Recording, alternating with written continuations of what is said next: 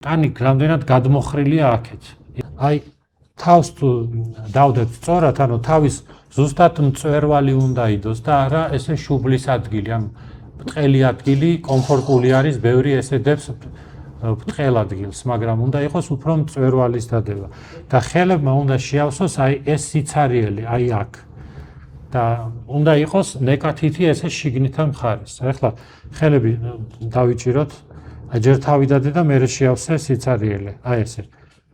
აი მერე შევიდა სიცარიელი, ნეკათითზე ესე იგი არა ვარ და მერე გადავდივართ ფეხებზე.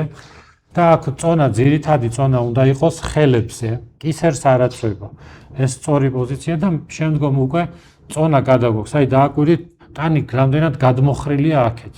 იმისთვის რომ ავიდეთ, ტანი უნდა გადმოიხაროს აქეთ, ახლა ხათია პირდაპირ აკეთებს, ანუ ძალიან იდეალურად ნახტომის გარეშე, ეს უფრო რთულიც არის და მაგრამ უფრო სასარგებლო და უსაფრთხოა, ანუ ნახტომს არ აკეთებ კისერზე, ანუ ნელა კონტროლირებულად ესე აგაქვს. მაგრამ შესაძლებელია სკამის გამოყენება, მაგრამ თავარი არის რა თავზე დგომაში.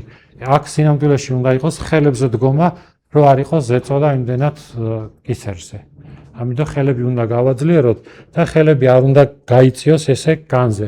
ხელები თუ გაიწევა ესე ძალას კარგავს და მერე გადმოდის დატვირთვა კისერზე. ასევე გამრუდებული კისრით დგომა არ არის კარგი, იმიტომ რომ მერე უფრო მეტ გამრუდებას იწვევს თლიან ხერხემალში, რომ დააკომპენსიროს